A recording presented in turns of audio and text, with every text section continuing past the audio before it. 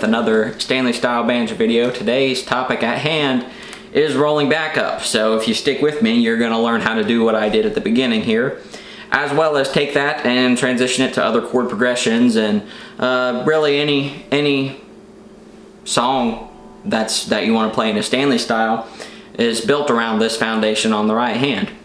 So it sounds like there's a lot going on the left hand, but it's really one consistent roll pattern on the right hand. And that roll pattern looks something like this. And this is what I call it's like a Ralph filler roll. That's what I call the Ralph filler roll. You can call it whatever you want, but it looks something like this.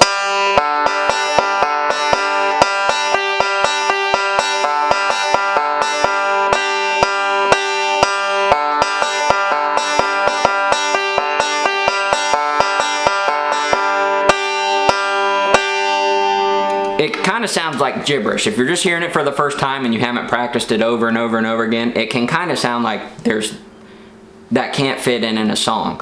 But it does, and it does so by throwing in slides on the left hand, hammer-ons, pull-offs, pinches, to kind of keep that drivey roll going. So what do I mean by that? So if I throw, let's say we throw a slide and a hammer on that same roll pattern that I just showed you. This is the roll pattern.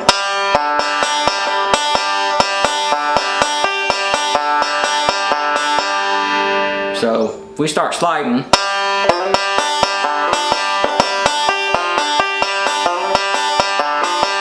we're getting there.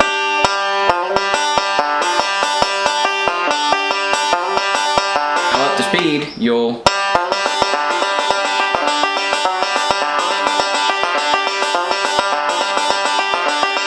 and you can do that the whole time a G chord is being played. Anytime the guitarist is in the G shape and they're playing a G chord, you can do that the whole time. And if you listen to a lot of Ralph, another sort of lick, rolling lick he does, is that 4th to 5th slide.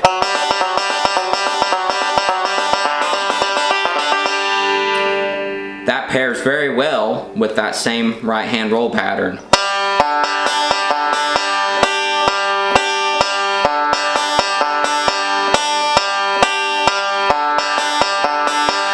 It's just the same thing over and over again, and real slow.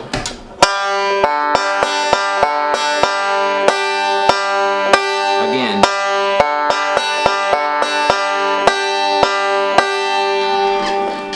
It's just that same thing over and over again, and that's the core of your rolling back up.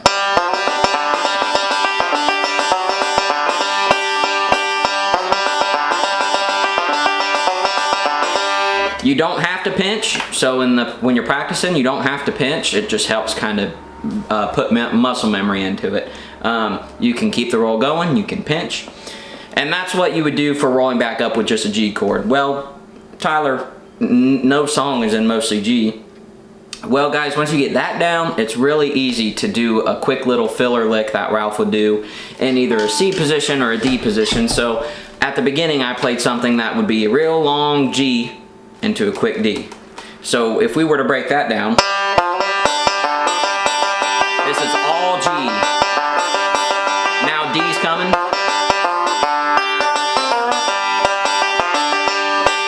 That got you into D and back out of D.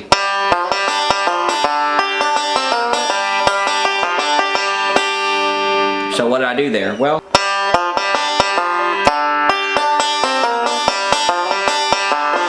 because this is your D string, when you hit it open, you buy yourself some time to transition to the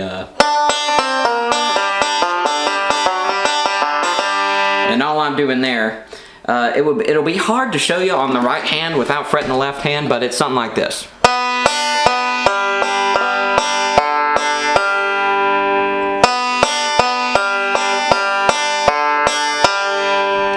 And on the left hand, once you throw that 3rd and 1st fret in on the 2nd string,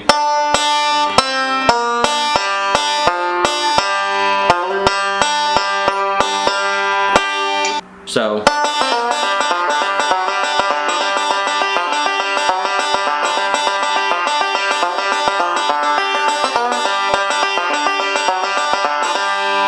So if you learn that, you've learned back up to any song that has a G and a D chord progression. If you start to throw in your C's and your F's, guys, you can pair this roll pattern up with the forward roll or the double index roll and break up the two of them. So what do I mean by that? Well, if you've watched the last video I did on this, you know the...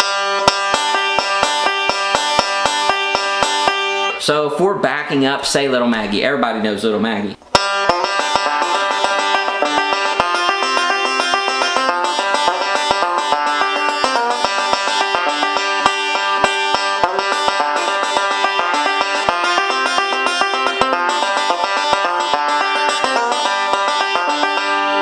You know, you kind of play around the melody of Little Maggie rather than being right in there. So you can do that with whoever else is taking the lead on it.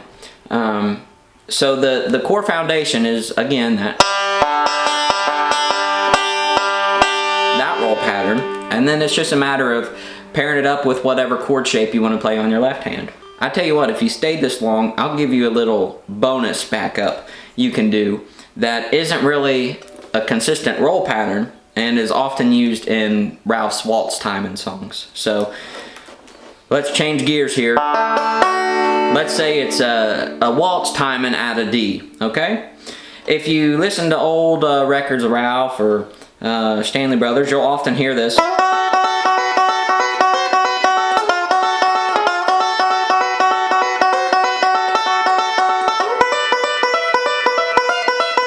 Etc., etc. That is a very handy backup pattern to learn, and it can really embellish a song very nicely. If you don't know, a quick crash course on your chord shapes on the banjo, because you're going to go there for this part. If you're in D, a bar chord on the 7th fret is D, okay? A bar chord on the board, where are we at? 7, 8, 9, 10, 11, 12th fret is G. And then 2 up from that, that's your A. So all you're gonna do in the songs that are in waltz timing, if they're D, G, A, you know. So if we use Lonesome River, for example, the chord progression goes D, G, D, A, and then a long G for the chorus. So throughout this time, you're gonna know you wanna be at the 7th fret as your home base, since it's out of D. So all you do is, you can do whatever you want, but I use my index and my middle on that home position, and I just alternate between my thumb and my index here. You can use thumb in your middle, whatever's comfortable for you, but you want this kind of timing. And all I'm using is my pinky to go up 2 frets and then 3 frets. So 2, 2, 3, and then the same thing over and over again. And you do it wherever your chord shape goes. So then when you go up to the G,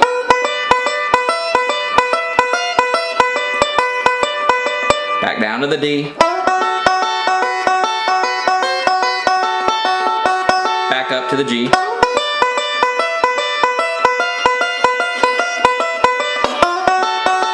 and play around with what you're doing with the pinky. Sometimes it's sometimes you can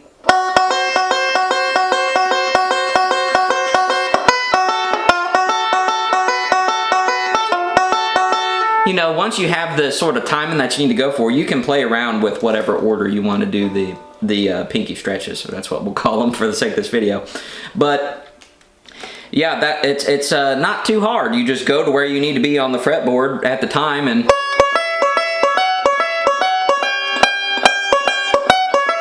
then back to D.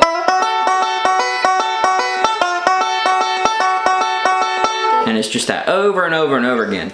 Now, if you really want to spruce it up, here's a fun one that Ralph did on occasion. He didn't often do it, but there are times when he really went crazy with it and did a little.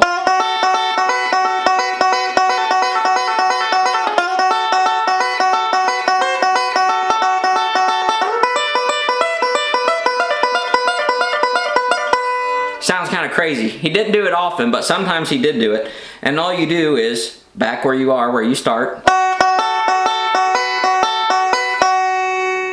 When you go to the high part, the second time you hit it, you do a pull off.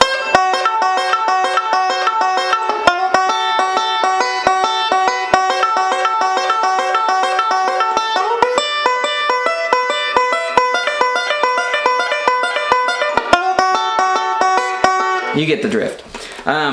He didn't do it often, but there's a couple songs on the Introducing James King record that he went crazy on it with, and the first time I heard it I was like, wow, I gotta learn how he does that. Well, that's how he does it.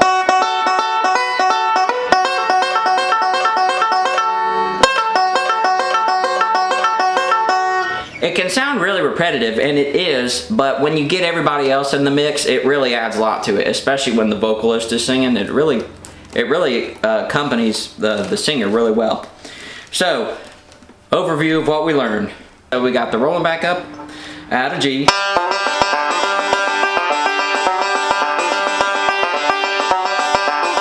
Practice that over and over and over again.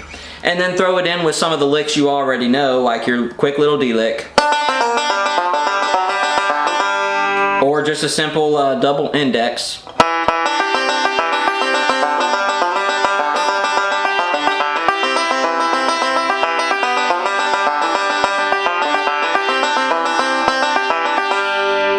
Doing is the same exact roll pattern on the right hand. I'm just hitting different strings. So instead of using my third string as the bass string on a C chord, I'll use the second string. Another lick, if you're here this long, I'll give you another special lick. You'll hear a lot of times Ralph do like a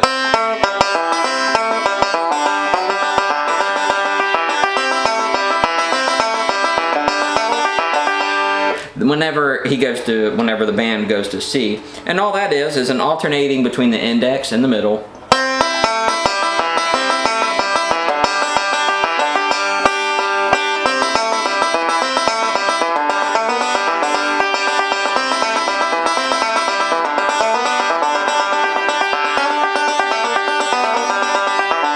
You know, something like that. And I think that just about covers it. That's a good base foundation for some ideas to play around with backup. Next video, I don't know, let me know what you're looking forward to next video, what you might want to learn more about. I could talk all day about Stanley Style banjo.